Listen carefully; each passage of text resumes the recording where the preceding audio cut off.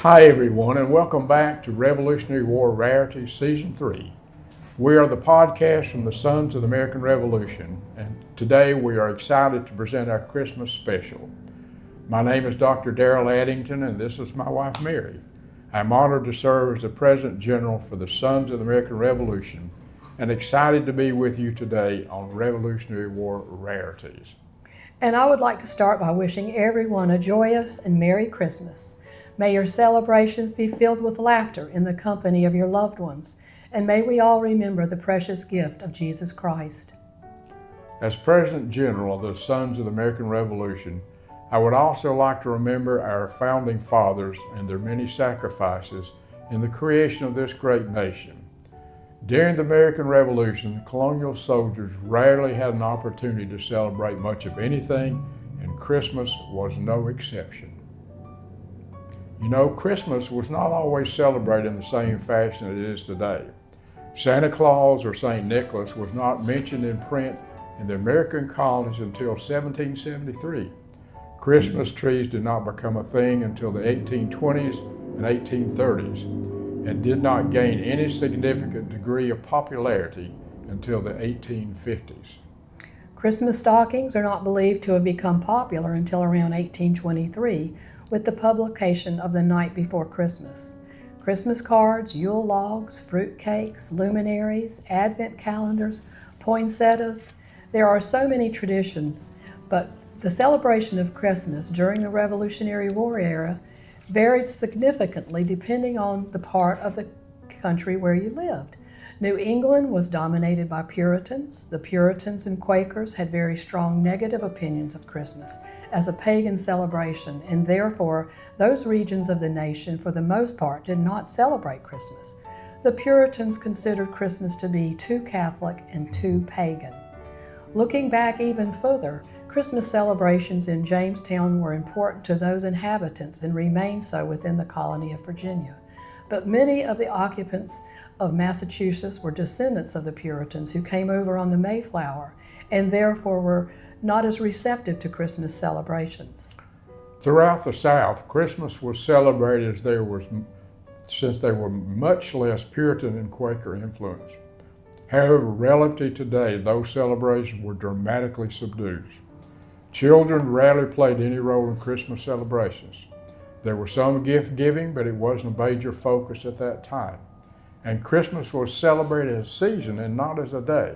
The 12 days of Christmas reference the period of time from Christmas Day until the Epiphany on January the 6th, and that was then known as the Christmas season. That is the official definition of the Christmas season to this day. However, tradition has driven the celebration of Christmas back to the day after Thanksgiving until Christmas Day. So how did the Washingtons celebrate Christmas? Well, very little is known about George and Martha Washington's celebration of Christmas. We know that they did recognize and celebrate Christmas, but there are very few specifics in either of their writings giving us insight into their traditions. We know that they were married on January 6th, the Epiphany.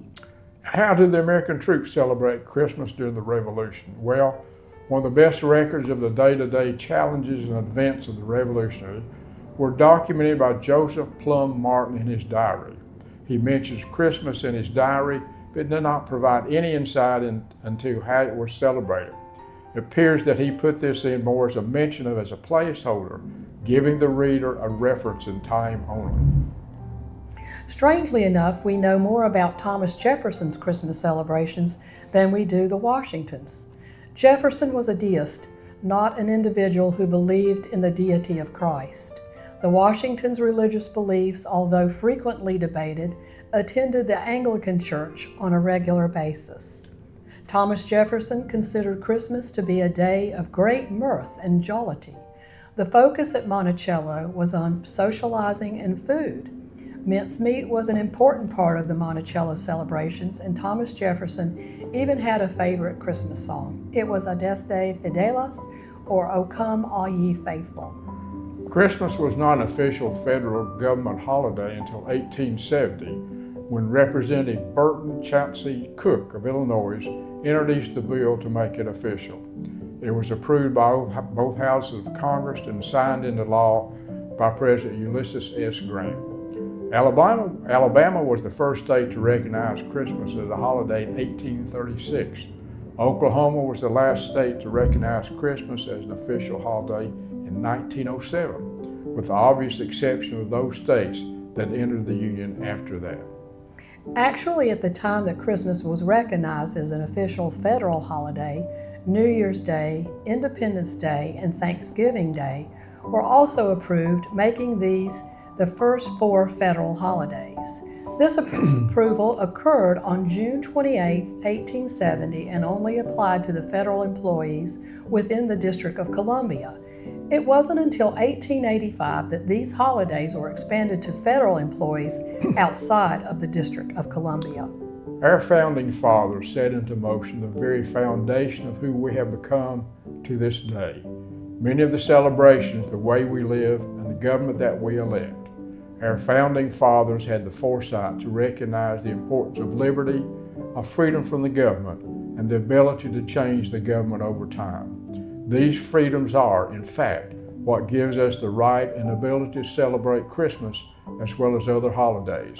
Our nation is not perfect, but it is a long-standing successful experiment in constitutional government, a more perfect union of independent states, of the people, by the people, and for the people of this great nation. And as stated in the Constitution, we continually strive to form a more perfect union of independent states, and for that the sons of the American Revolution could not be more thankful. And that, my friends, is another Revolutionary War rarity. We wish each of you a very Merry Christmas season and health and prosperity in the new year. Merry Christmas, everyone. My name is Dr. Darrell Addington. And my name is Mary Addington.